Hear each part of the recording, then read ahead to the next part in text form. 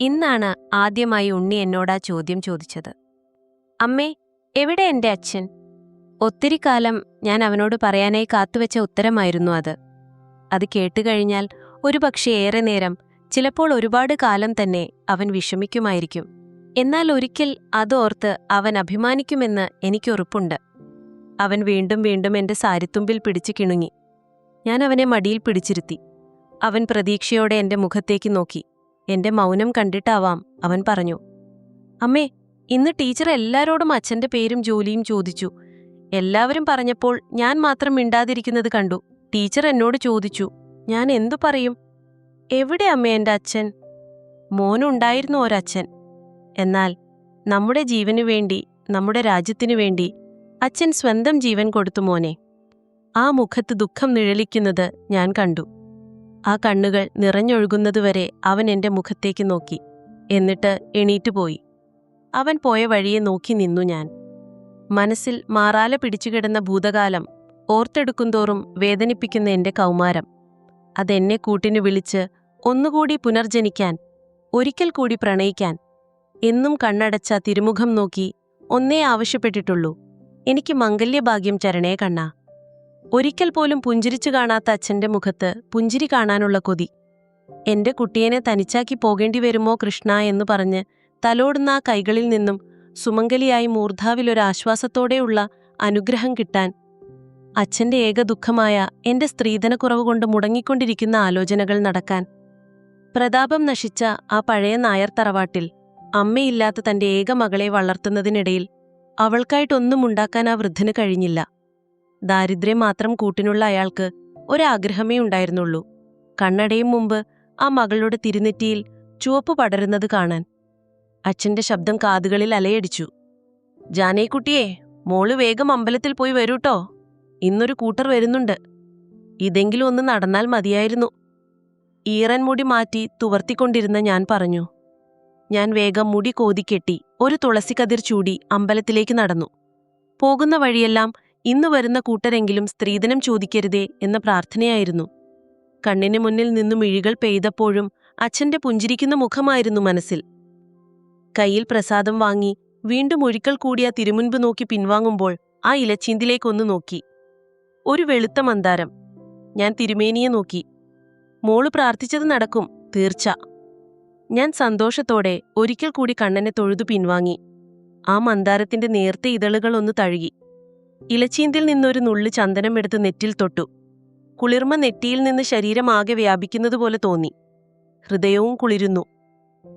അമ്പലക്കുള പടവുകൾ ഇറങ്ങി കുറച്ചുനേരം ഒരു പടവിലിരുന്നു. എഴുന്നേറ്റ് തിരിഞ്ഞു നടക്കാൻ ഭാവിച്ചപ്പോൾ തന്നെ നോക്കിക്കൊണ്ടൊരു ചെറുപ്പക്കാരൻ നിൽക്കുന്നു. എവിടെയോ കണ്ടുമറന്ന മുഖം, ഹൃദയത്തിൽ ആഴ്ന്നിറങ്ങുന്ന നോട്ടം, ചുണ്ടിലൊരു നേർത്ത പുഞ്ചിരി. അയാളെ തിരക്കി കടന്നുപോകാൻ ഭാവിച്ചതും ജാനു പെട്ടെന്ന് നിന്നു. എന്നെ മനസ്സിലായോ? ഇല്ല. ഞാൻ ഹരിപ്രസാദ്.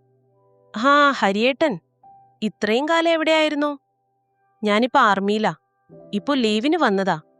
തന്നോടൊരു കാര്യം പറയാനാ ഞാനിങ്ങോട്ട് വന്നേ. ഒരുപാട് കാലമായി തനിച്ച്, ആരും കൂട്ടിനില്ലാതെ ഒരു കൂട്ടു വേണമെന്ന് തോന്നി മടുത്തു. കാത്തിരിക്കാൻ ഒരാളുണ്ടെങ്കിൽ ജീവിക്കാൻ ഒരു വല്ലാത്ത കൊതിയായിരിക്കും. തനിക്ക് കൂടാമോ എന്റെ കൂടെ, എന്നും കൈവിടാതെ? ഞാൻ ഇപ്പോ ഒന്നും പറയണ്ട, ഞാൻ വീട്ടിൽ വന്ന് ചോദിച്ചോളാം. ആദ്യം തന്നോട് പറയണമെന്ന് തോന്നി. താൻ പൊക്കോളൂ. വീട്ടിലെത്തിയപ്പോൾ ആരൊക്കെയോ പൂമുഖത്തിരിപ്പുണ്ട്. പിന്നാമ്പുറത്തുകൂടെ ചെന്ന് അകത്തേക്ക് കയറി. അയലത്തെ വീട്ടിലെ ദേവിച്ചേച്ചിയുണ്ടായിരുന്നു. എപ്പോഴും സഹായത്തിന് അവരാണ്. എന്റെ കയ്യിൽ ചായ തന്നുവിട്ടു. ചെക്കനെ ഒന്നും നോക്കാൻ തോന്നിയില്ല. വേഗം ചായ കൊടുത്ത് അകത്തേക്ക് വലിഞ്ഞു. ഉള്ളിൽ നിറയെ ഹരിയേട്ടൻ പറഞ്ഞ വാക്കുകളായിരുന്നു. ഉള്ളിൽ പ്രണയത്തിന്റെ പൂക്കൾ ഒരു വസന്തം തീർക്കുന്നുണ്ടായിരുന്നു. എന്തൊക്കെയോ പറഞ്ഞവർ ഇറങ്ങിപ്പോയി. അച്ഛന്റെ മുഖം വാടിയിരുന്നു. അവരും ചോദിക്കുന്ന ഒരുപാട് പൊന്ന്.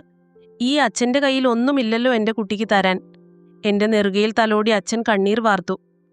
അച്ഛൻ വിഷമിക്കാതെ, ഒന്നും ചോദിക്കാതെ ഒരാൾ വരും, അയാൾ മതി എനിക്ക്. ഞാൻ പടിപ്പുരയിലേക്ക് കണ്ണു നട്ടൊരു ദീർഘനിശ്വാസം എടുത്തു. പെട്ടെന്ന് അവിടെ ഒരു രൂപം തെളിഞ്ഞു. ചുവന്ന ഷർട്ടും കസവും മുണ്ടും എടുത്തുകൊണ്ട് നടന്നു വരുന്നു. വേഗം അകത്തുപോയി ഞാൻ. ഹരി, മേലേൽ രാഘവമേനോന്റെ മോനാ. അയ്യോ, മനസ്സിലായില്ല. പെട്ടെന്ന് ചെറുപ്പത്തിൽ കണ്ടതല്ലേ. അതെ, ഇപ്പോ ഇവിടെയല്ലല്ലോ. ഞാൻ ആർമിയിലാ. അതാ ഇപ്പോ കാണാത്തത്. മേനോൻ മരിച്ചിട്ട് ഇപ്പോൾ 8 വർഷം കഴിഞ്ഞു. ഞാൻ വന്നത്, എനിക്ക് ജാനകിയെ ഇഷ്ടമാ. ഞാൻ വിവാഹം കഴിച്ചോട്ടെ? അച്ഛനൊന്നു പതറി. ഒരു വീട്ടിൽ വന്ന് പെണ്ണ് ചോദിക്കാൻ എനിക്ക് ബന്ധുക്കളാരുമില്ല. അതാ ഞാൻ തന്നെ വന്നത്. ഇപ്പോതേ ഒരു കൂട്ടർ വന്നു പോയതേ ഉള്ളൂ. കുറേയായി മുടങ്ങുന്നു. ഇത്രയും വലിയൊരു തറവാട്ടിലേക്ക് എന്റെ കുട്ടിയെ പറഞ്ഞുവിടാൻ തക്ക സാമ്പത്തികമൊന്നും എനിക്കില്ല. അച്ഛന്റെ തല താഴ്ന്നത് ഞാൻ നിറമിഴികളോടെ നോക്കി നിന്നു. ഇടയ്ക്കിടയ്ക്ക് അകത്തേക്ക് നീളുന്ന കണ്ണുകളിൽ എന്റെ നിറമിഴികൾ ഉടക്കി നിന്നു. കാണാൻ വരുന്ന എല്ലാവരിലും കാണുന്ന പുച്ഛമാണ് ഞാൻ തിരയുക. എന്നാൽ ആ മുഖത്ത് വിരിഞ്ഞ പുഞ്ചിരി എന്നെ അത്ഭുതപ്പെടുത്തി. ഹരിയേട്ടൻ അച്ഛന്റെ കൈകളിൽ പിടിച്ചു. അച്ഛൻ കരുതുന്ന പോലെ ഒരു കച്ചവടത്തിനല്ല ഞാൻ വന്നത്. എന്റെ ജീവന്റെ പാതിയെ കൈപിടിച്ചു തരാൻ സമ്മതമാണോ എന്നറിയാനാ. അച്ഛന്റെ കണ്ണുകൾ നിറഞ്ഞു. മോനെ, ഞാൻ അവളുടെ കഴുത്തിൽ മിന്നുന്ന പൊന്നു മോഹിച്ചു വന്നതല്ല. അവളെ എന്ന സ്വത്താണ് എനിക്ക് വേണ്ടത്. സമ്മതമാണെങ്കിൽ അടുത്ത അമ്പലത്തിൽ വെച്ച് ഞാൻ അവളെ എന്റേതാക്കട്ടെ. അച്ഛൻ ആ കൈകൾ പിടിച്ച് നെഞ്ചോട് ചേർത്ത് വിങ്ങി. അന്നേക്ക് 15-ാം നാൾ ആ കൈകളാൽ എന്റെ കഴുത്തിൽ താലി ചാർത്തപ്പെട്ടു. ഞാൻ ആ കാലുകളിൽ വീണു നന്ദി പറഞ്ഞു. ഹരിയേട്ടൻ എന്നെ എഴുന്നേൽപ്പിച്ചുകൊണ്ട് പറഞ്ഞു, അവിടെയല്ല നിന്റെ സ്ഥാനം. ഇനി മുതൽ ദേ ഇവിടെയാ. നെഞ്ചിൽ കൈവച്ചു പറഞ്ഞു. എന്നിട്ട് എന്നെ ചേർത്തു പിടിച്ചു. ആദ്യമായി അച്ഛൻ മനസ്സറിഞ്ഞു ചിരിക്കുന്നത് ഞാൻ കണ്ടു. എന്റെ ഏറ്റവും വലിയ ആഗ്രഹം. ആ രോമാവൃതമാർന്ന മാറിൽ മുഖം ചേർത്ത് ഞാൻ ആ ഹൃദയത്തിലെ പ്രണയക്കടലിലേക്ക് ഊളിയിട്ടു. ശരീരം പകുത്തു നൽകി, മനസ്സ് മുഴുവനായി. നാളുകൾക്ക് ശേഷം ഞങ്ങളുടെ പ്രണയസാഫല്യം ഉദരത്തിൽ തുടിച്ചു. ജീവിതം ഇത്രയും മധുരമായിരുന്നോ എന്ന് ഞങ്ങൾ ചിന്തിച്ചു. സന്തോഷം മാത്രം. ഹരിയേട്ടൻ ലീവ് കഴിഞ്ഞു പോകുമ്പോൾ, ഞാൻ വരുന്നവരെ എന്റെ കുഞ്ഞിനെ നോക്കിക്കോണേ എന്നെന്റെ ചെവിയോരം ചേർന്ന് പറഞ്ഞു. ഇപ്പോഴും അതവിടെ പ്രതിധ്വനിക്കുന്നുണ്ട്. എന്റെ അധരങ്ങളിൽ അവസാനമായി തന്ന ആ മധുരം ഞാൻ ഇന്നും അയവിറക്കുന്നുണ്ട്. എന്റെ വയറിന്മേൽ ഇപ്പോഴും ആ തലോടൽ കുളിരുന്നുണ്ട്.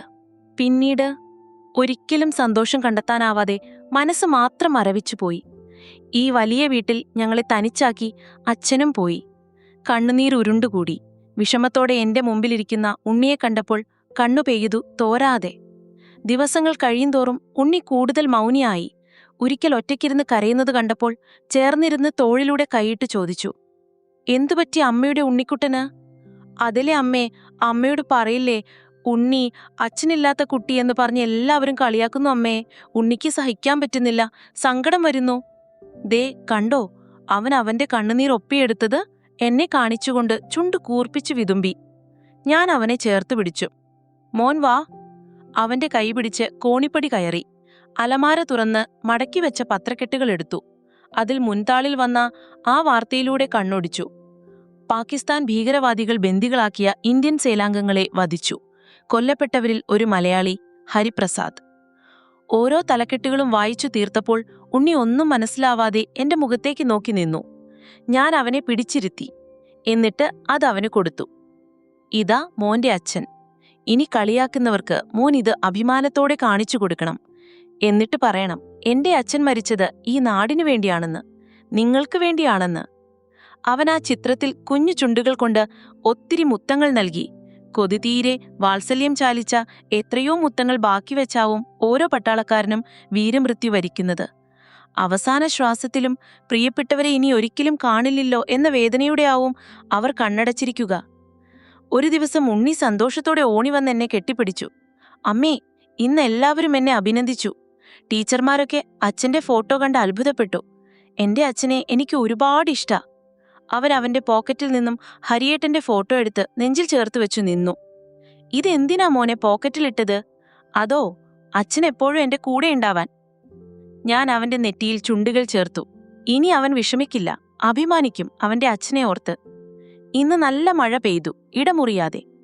ഉണ്ണിക്ക് വേഗം ചോറ് കൊടുത്തുറക്കി ജനലിലൂടെ നോക്കി മഴയുടെ സീൽക്കാരങ്ങളിൽ ലയിച്ചു നിന്നു. പെട്ടെന്ന് വാതിലിൽ തുടരെ തുടരെയുള്ള മുട്ടുകേട്ടു. ഭയം വന്നു പൊതിഞ്ഞു. ഈ അസമയത്ത് ആരാവോ? വാതിൽ മെല്ലെ തുറന്നു. ഒരാൾ പുറം തിരിഞ്ഞു നിൽക്കുന്നു. ആരാ? അയാൾ തിരിഞ്ഞു. മുടിയും താടിയും ഒരുപാട് വളർന്നെങ്കിലും, ഒത്തിരി മെലിഞ്ഞുപോയെങ്കിലും, കണ്ണിലെ തിളക്കം മങ്ങിയെങ്കിലും, ഒറ്റ നോട്ടത്തിൽ തന്നെ ആ മുഖം എനിക്ക് മനസ്സിലായി. ഹരിയേട്ടാ! ഒരലർച്ചയോടെ ഓടിച്ചെന്ന് ആ നെഞ്ചിൽ വീണ് പൊട്ടിക്കരഞ്ഞു. ഹരിയേട്ടൻ ഒന്നും മിണ്ടാതെ എന്റെ നെറുകയിലും പുറത്തും തലോടിക്കൊണ്ടിരുന്നു. ആ കണ്ണുകളും തുളുമ്പിക്കൊണ്ടിരിക്കുകയായിരുന്നു. എന്റെ കരച്ചിൽ കേട്ടിട്ടാവാം ഉണ്ണി കണ്ണു തിരുമിക്കൊണ്ട് എഴുന്നേറ്റ് വന്നു. എന്താ അമ്മേ? മോന്റെ അച്ഛൻ. അവൻ ഓടി വന്നു. ഹരിയേട്ടൻ അവനെ വാരിയെടുത്തു. ഒരുപാട് കാലം അവരുടെ തടങ്കലിൽ, പിന്നെ ഭീകരവാദ പരിശീലനം, എങ്ങനെയോ രക്ഷപ്പെട്ടു. നിന്റെ പ്രാർത്ഥന, ഇവൻ എന്നെപ്പോലെ അനാഥനാകുമോ എന്നായിരുന്നു എന്റെ സങ്കടം. ഞാൻ ഹരിയേട്ടനെ കെട്ടിപ്പിടിച്ചു. എന്നെയും ഹരിയേട്ടന്റെയും കവിളികളിൽ ഉണ്ണി മാറി മാറി ഉമ്മിക്കിച്ചുകൊണ്ടിരുന്നു. എല്ലാവർക്കും ഇത്തരത്തിലൊരു തിരിച്ചുവരവ് ഉണ്ടാവില്ലായിരിക്കും. എന്നാലും ഇന്നും വൃഥ അവർ സ്വപ്നം കാണുന്നുണ്ടാവും.